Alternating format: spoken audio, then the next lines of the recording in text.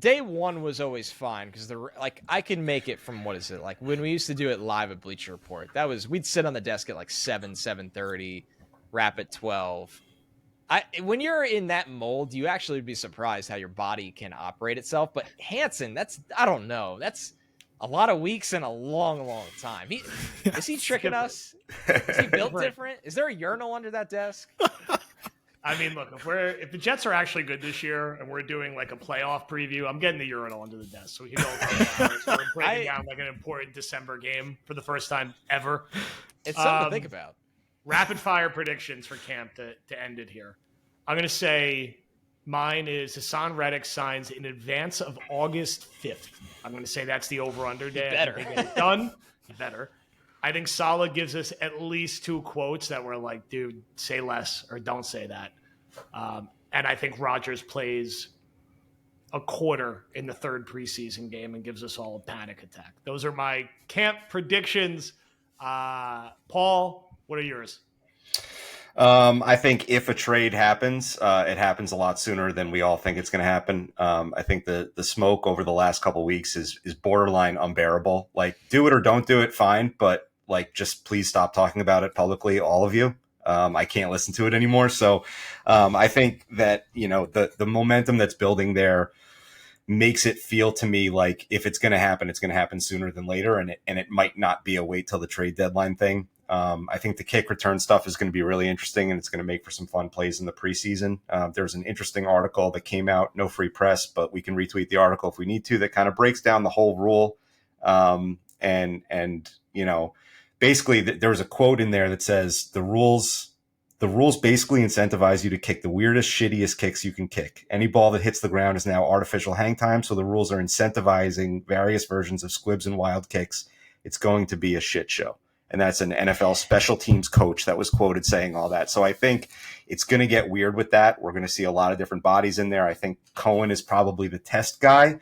But there's another kid, Codrington, that was an undrafted rookie that returned kicks at an FCS school in college. So I think the special teams thing is going to be a fun, interesting, different storyline to watch in training camp. And I'm excited to see the videos that come out from camp about what they're doing. I think they're probably going to try to keep a lot of it on lock because obviously strategy is going to be a big piece of this.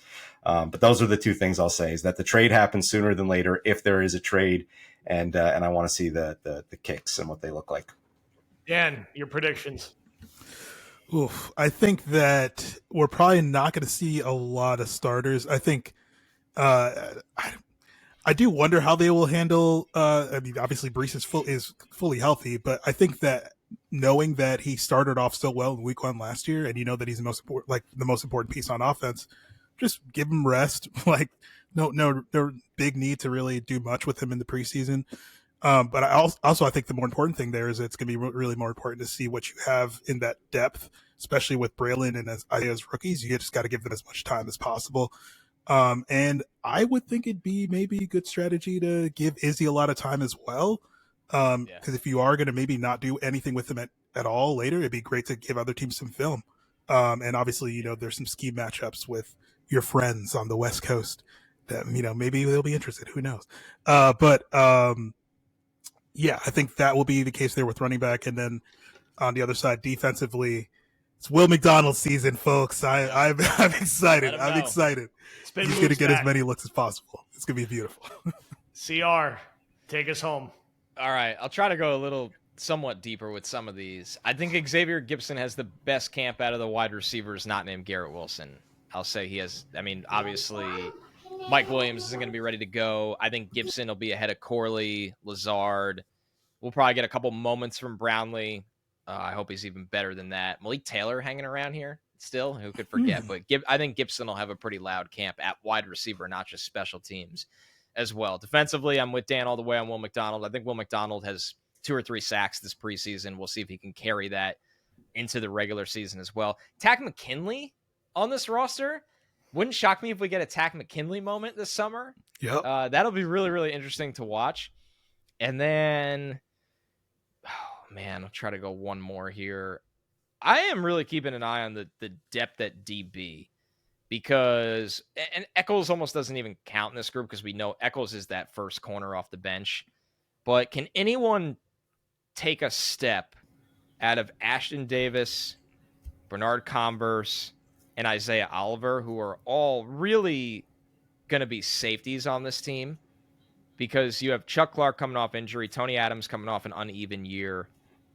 I mean, can any of those guys give you a little bit of something at the position? And Davis has had some moments, and he's developed, but he didn't get a lot of looks in free agency, which kind of tells you how the league viewed him.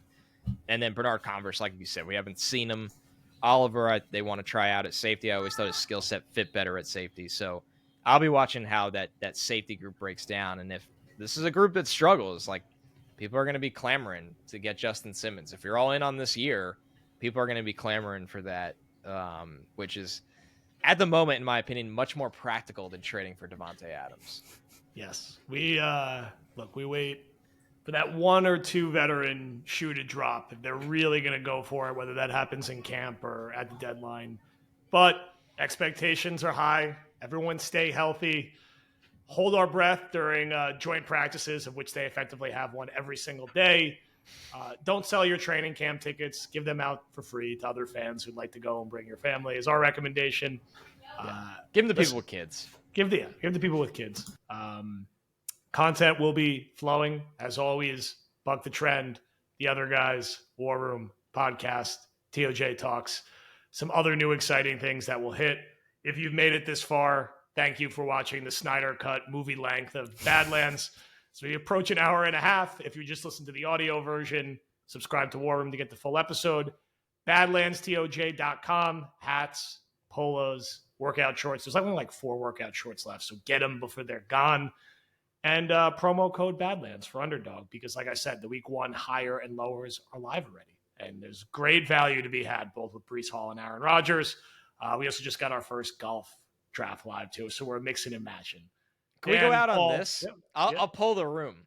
Is there a mutiny against Keith Carter before the time camp ends? Wow. You can't really imagine really like Morgan Moses like you can't bully Morgan Moses and Tyron Smith. That's the issue here. Or does he just kind of like hang out on the practice field and they just kind of run the room now? I think it's likely that there is, but I think that it'll be quiet. I don't think it makes its way to us, like because I think gets the hint and Salah kind of.